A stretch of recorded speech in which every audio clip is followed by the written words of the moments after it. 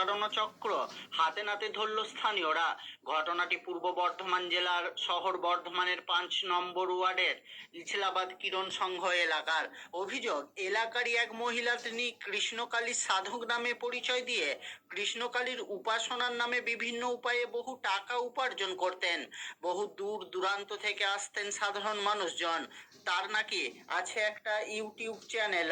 অভিযুক্ত সাধিকার নাম মঙ্গলা কোরা। অভিযুক্ত সাধিকার ভণ্ডামি অবশেষে সামনে আনলো স্থানীয় এলাকার মানুষজন। ভণ্ডামি হাতে নাতে ধরতেই উত্তেজিত হয়ে জনতা মন্দির থেকে ছুঁড়ে ফেলে দেন মন্দিরে থাকা দান সামগ্রী, কাপড়, গামছা সহ বিভিন্ন জিনিসপত্র। খবর পেয়ে ঘটনাস্থলে পৌঁছে পরিস্থিতি নিয়ন্ত্রণে আনে বর্ধমান থানার পুলিশ। অভিযুক্তকে আটক করে বর্ধমান থানার পুলিশ। স্থানীয়দের অভিযোগ, যিনি নিজেকে কৃষ্ণকালী সাধিকা বলছেন, তিনি নিজে কোনো একটি চিট ফান্ড সংস্থার সাথে যুক্ত ছিলেন। পরে সেই সংস্থা থেকে তাড়িয়ে দিলে অভিযুক্ত মঙ্গলা কোরা দেবতার নামে ভণ্ডামি শুরু করেন। অভিযুক্ত মহিলার স্বামী একজন ফুচকা বিক্রেতা বলেও দাবি স্থানীয়দের আরও অভিযোগ, ওই মহিলা বলতেন শ্রী রামকৃষ্ণ নাকি মাকে পাননি, তিনি কৃষ্ণকালীকে পেয়েছেন। চিটিংবাজি করে বহু মানুষকে প্রতারণা করে বহু জমি জায়গার মালিকও হয়েছেন অভিযুক্ত কালী সাধিকা। অবশেষে ফাঁস হলো কালী সাধিকার ভণ্ডগিরি। বলুন কি হয়েছে? উনি আমাদের এখানে জায়গা থেকে বাড়ি করেছেন এবং এই জায়গার মালিক হচ্ছে এই বাড়িটার করে। আচ্ছা, উনি খোলা জায়গার মালিক ছিল। উনি যখন বাড়ি করে এটাকে সমস্ত রকম হেল্প আমরা ক্লাব থেকে করি। আর ইনি একটা প্রাইভেট সংস্থা আছে, উনি সরকারি সংস্থাতে কাজ করে। যাই হোক, করছে ভালো। হঠাৎ দেখলাম বাড়ির ছাদে একটা কালী পুজো করেছে এবং মন্দির দিয়ে ঠিক আছে। হঠাৎ পুজো করতে ঠিক আছে ও একটা কি করেছে, আমি একটা টিম তৈরি করেছে। গ্রামে গ্রামে না এই টিমের লোক রাখা এরকম কমিশন সিস্টেম। এবার তারা কি করছে, বিষটা ছেলে দিয়ে আসছে। মানুষ বাটার সময় কি করে, আঁকড়ে ধরেও বাঁচতে চেষ্টা করে। মানুষের সবাই তো কিছু আছে। তিনি কি করেছে, সে টিমটাকে কাজ করছে। এর পিছনে একটা বহু বড় কারণ হাত আছে। তাকে খুঁজে পাচ্ছে এবং রাত্রেবেলা এনারা এখানে বসে আন্তাক্ষরী খেলে, হিন্দি ইংলিশ বইয়ে খেলে রাত্রেবেলায়। এ করে করে এখন পাবলিককে কি বলছে, ডাইরেক্ট আমার উনি ভগবানকে দেখেছেন যে ফোন নাম্বার পেয়ে না, ফোন পে বুঝতে চেয়েছে।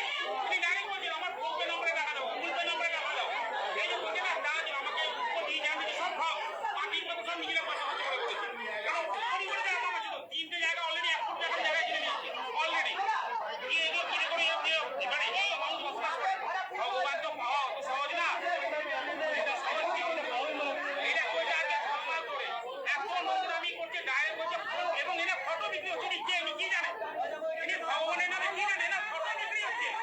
ওই ঠাকুরের ফটো বিক্রি হয়, কিন্তু ঠাকুরের ফটো থাকে, ঠাকুরকে যে ভালোবাসে তার ফটো বিক্রি হয়, এনার সঙ্গে ফটো বিক্রি কতদিন ধরে এই ভণ্ডামি করছে? কতদিন ক্ষমা করে। এবং এর ভিতরে একটা বড় চক্র ভদ্রলোক আছে। এই ভদ্রলোকের খুঁজে বার করতে হবে, একে বলে সে ভদ্রলোক বেরিয়ে আসবে। প্রত্যেকদিন রাতে এসে অনলাইনে কথা হয়। ইনি এখন কাউকে এমনি ফোনে কথা বলে না, খালি হোয়াটসঅ্যাপে কথা বলে, ভিডিও করে নেয় না। কেউ যদি আসে এখানে কেমন ভাবে তিনি দেখেন? ইনি কিচ্ছু না, খালি একটা ত্রিশূল বানিয়ে নিয়ে এসছে। আমার খুব আমাদের ওই তেলিপুর থেকে তেলমারিপাড়া থেকে বানিয়ে দিয়েছে একটা ত্রিশূল। তাহলে এই পাশে যার জায়গা যে মালিক ছিল তিনি ভগবান টাইপের লোক ছিল আর কি। মানে কি আগেকার দিনে পুরো লোক না, ওনার একটা ত্রিশূল ছিল। আর সেই ত্রিশূল হয়তো মাটি নিচে ছিল না। আলমারি আছে, উনি বলছে ত্রিশূল পত্রিকা করে, ত্রিশূল পত্রিকা করে আপনি বলেন করে উনি ত্রিশূল একটা ওয়েল্ডিং থেকে করে কারখানা করে বানিয়ে দিয়েছে। কোন জায়গায় এটা? এটা কোন জায়গায় হয়ে যাবে? ব্যবসা কেন নিজের কানে কথা শুনেছি, নিজের কানে এইটুক শুনতে পারবো। খবর পাওয়া যাচ্ছে যে ইনি বলেন যে ভর করে যে টাকা বলে